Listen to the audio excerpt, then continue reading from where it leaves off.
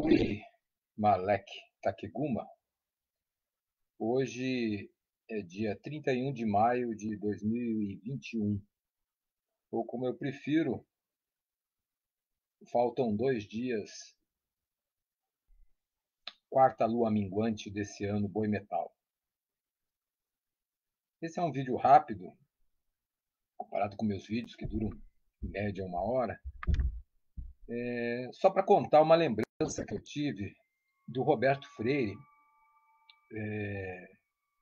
que ele falava muito em palestras da Soma, quando era perguntado sobre essa temática. Palestras em geral, assim, que ele divulgava os livros dele e tudo mais, havia muitas perguntas e eu aprendi muito com essas palestras e ele repetia muitos causos, muitas histórias, né? Também foi uma convivência grande com ele e tem coisas que ficam na memória para sempre. Eu quero deixar bem claro aqui que a minha relação com Roberto Freire e a Soma se dá no intervalo entre 1990 e 2001. 2002 eu mando uma carta me separando dele e explicando por que eu rompo com ele e vou seguir meu caminho.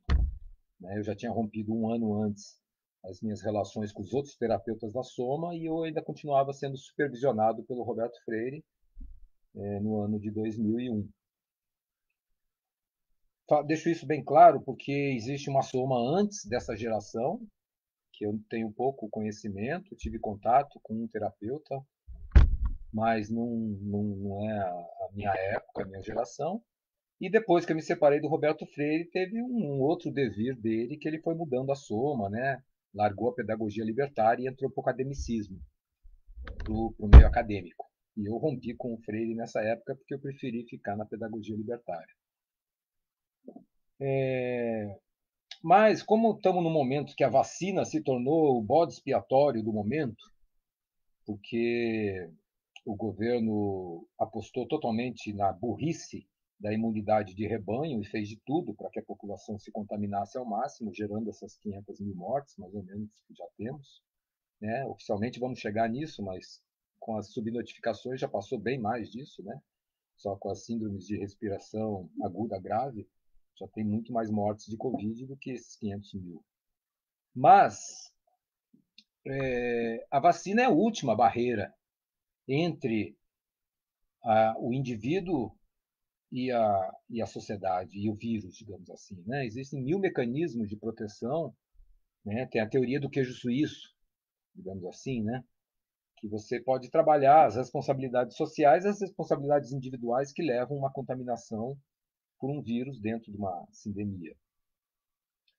E, em vez de se atacar as outras coisas óbvias do governo, a CPI está querendo pegar somente a compra de vacinas, sendo que existem várias coisas que o governo ainda continua fazendo para essa imunidade de rebanho e, lógico, que não vão se fazer nada porque está muito bom para a elite ganhar dinheiro com a sindemia e ganhar dinheiro com o Bolsonaro.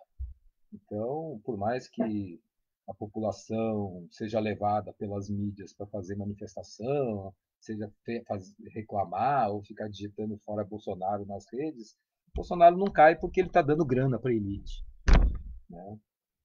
Bom, então, a gente vive um momento que existe uma coisa terrível que chama antivax, que são pessoas que podem ter até uma boa intenção ao questionar o mecanismo Big Pharma que aconteceu nas vacinas, mas gerou e é utilizado de uma forma coletiva, de uma forma tão medíocre quanto o que eles querem combater.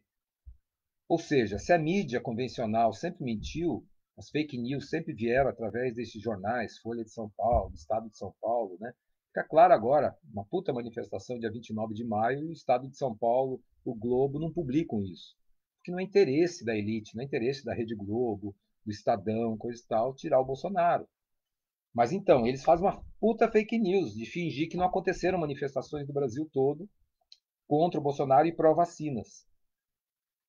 E elas sempre foram, a oficialidade da mídia sempre foi a fake news oficial. Então nasce o sistema alternativo, que são as redes descentralizadas que podem vir com a tecnologia de celular, de WhatsApp, de YouTube, Só que, em vez de vir coisas assim que poderiam ser, vem também, né? Uma minoria, um mínimo de coisas novas, importantes, vem então lá. Quem sabe separar o joio do trigo vai achar muita coisa boa na internet. Só que ela repete e dá um contínuo ao que foi a televisão de massas, né? Essa mídia de massa, essa mídia corporativa. Então, a maior parte dos blogs, dos influenciadores e dessas informações que vêm por YouTube, WhatsApp, são é, tão lixo, tão fake news quanto a oficial, mas numa sismogênese, ou seja, numa forma de retroalimentação, se dizendo alternativa. Então, Bolsonaro fica lá criticando a mídia e enaltecendo a mídia dele, a alternativa dele, as lives dele. Mas as lives dele conseguem ser mais mentirosas que a mídia podre oficial, que é mentirosa. Que tristeza. Então, a gente, em vez de evoluir, de melhorar, a gente involui, né? As coisas pioram. Então, o que acontece? As vacinas são uma conquista da humanidade frente a uma forma de ver a ciência de uma forma reducionista, de uma forma que eu considero errada, porque ela está baseada em pressupostos errados lá atrás e que uma hora vão ser revistos, talvez no futuro, lá na frente. Né? Então a gente ainda está dentro de uma visão, digamos, Louis Pasteur.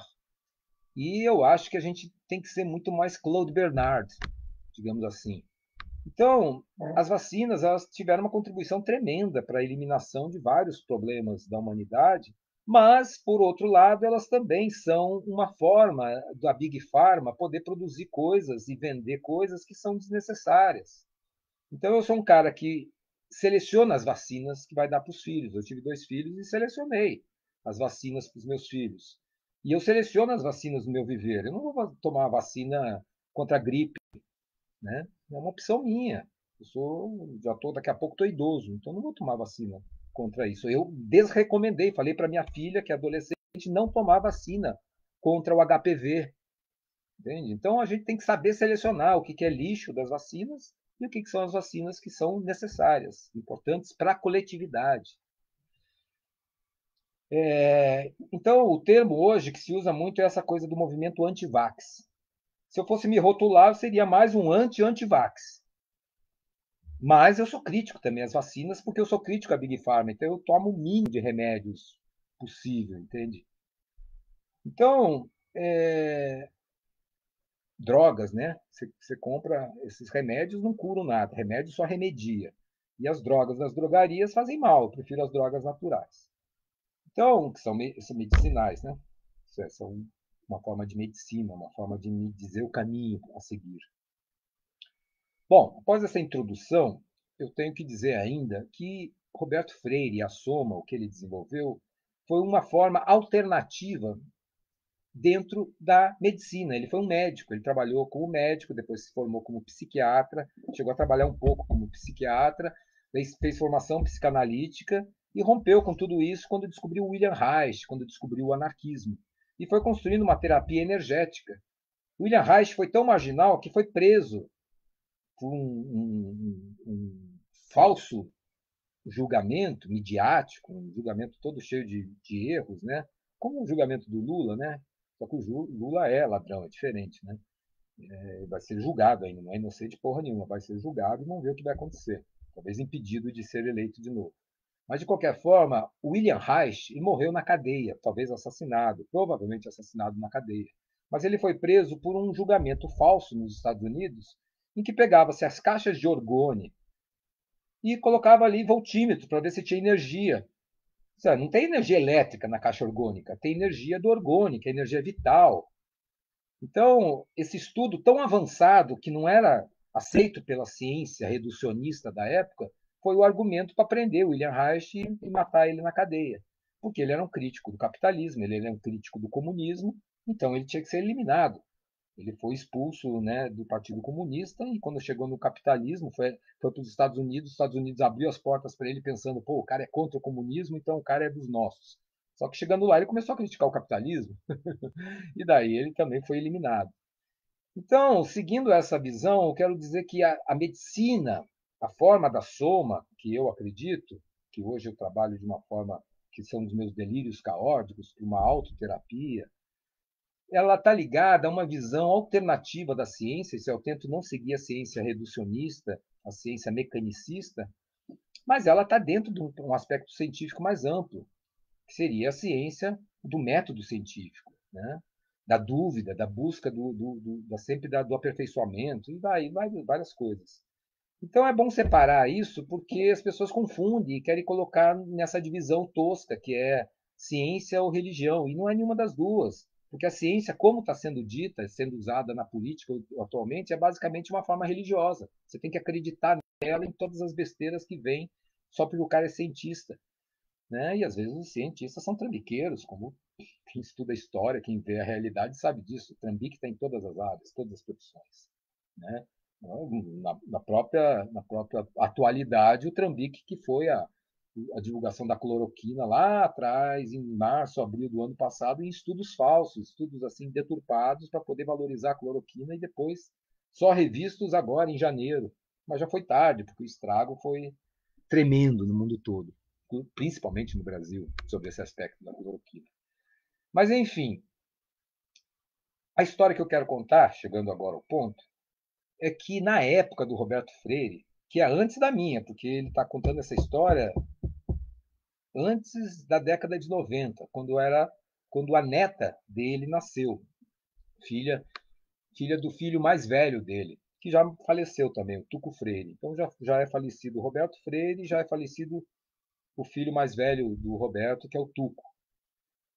E a neta dele, quando pequena, não existia esse movimento anti-vax que tem hoje. Isso é uma coisa que veio lá pela década de 90 nos Estados Unidos e chegou no Brasil muito recentemente. Mas havia essa visão alternativa à ciência alopática, que é a homeopatia. E naquela época, o Tuco e a esposa, eles acreditavam na homeopatia. Então, era engraçado que o Roberto Freire contou uma história que ele tentava convencer o filho dele a vacinar a neta. Não tenho certeza qual vacina, mas eu acho que é a vacina a tríplice ou a vacina poliomielite contra a polio. Né? Então é uma coisa importantíssima vacinar as crianças contra a poliomielite para evitar que elas fiquem tetraplégicas. Né? Tem efeito colateral? Tem. Uma fração mínima de tudo na vida tem efeito colateral. Seja todos os remédios da Big Pharma, seja alimentos que a gente come, seja uma comida estragada no restaurante, seja um alimento que venha do supermercado. Tudo tem uma taxa de coisa de estrago, de coisa estragada, e tudo tem uma taxa de como na interação com o nosso organismo pode nos fazer mal, nos matar no limite ou nos adoecer. Mas aí são os riscos da vida. O risco da vida é morrer o tempo todo. Então, o que o Freire contava é que o filho dele não queria vacinar a neta dele. E sabe o que ele fez? Uma coisa extremamente autoritária. O cara que é altamente libertário, lutou pelo anarquismo, libertário da época que o anarquismo que eu defendo e defendia era libertário. Isso é ligado a uma liberdade buscando uma desigualdade social.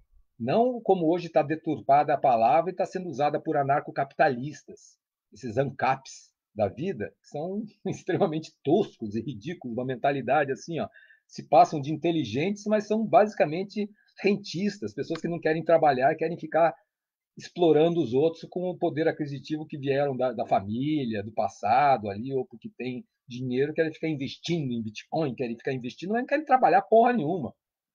Querem escravos para eles, escravos que vão trabalhar no campo para produzir a comida deles, escravos que vão trabalhar nas fábricas para produzir a tecnologias para eles usarem celular, computador, mas são uns escrotos. Então, eu sou anti esses anarquistas capitalistas. Eu sou anarquista raiz, libertário raiz. E nesse nossa visão anarquista, existe toda uma crítica à Big Pharma, existe toda uma crítica ao sistema. Mas o Freire era médico. E ele sabia da importância de vacinar a neta. Mas só que o filho não queria, então ele fez uma atitude altamente autoritária. Mas eu não vou julgar aqui, eu estou jogando no ventilador aqui para as pessoas saberem a história, porque é uma história pública. Eu tenho várias fitas de VHS no meu arquivo, que um dia, vamos ver se talvez alguém possa me apoiar nisso. Um dia eu posso passar para digital e colocar na internet, mas muitas palestras ele conta essa história. Então é uma história pública. E ele conta claramente que ele fingiu para o filho dele que ia levar a filha, a neta dele, né, a filha do filho dele, para passear, para tomar sorvete. Não era uma coisa assim, ele não falou para o filho dele, vou dar vacina para a menina. Ele falou, vou passear com a menina, vamos levar para tomar sorvete. E nessa saidinha para tomar sorvete, ele leva no posto de saúde e dá lá o Zé Gotinha, dá lá as gotas da vacina poliomielite. Mas você vê, só estou contando essa história porque é interessantíssimo, né? Porque ele acabou tendo que passar por cima da liberdade do filho de educar o filho, porque ele estava tão preocupado com a neta não ser vacinada que ele vacinou sem o filho saber. Histórias da somaterapia. Isso dá até fazer uma sériezinha aqui no YouTube. YouTube não. Estou no Facebook agora, mas vou passar esse vídeo.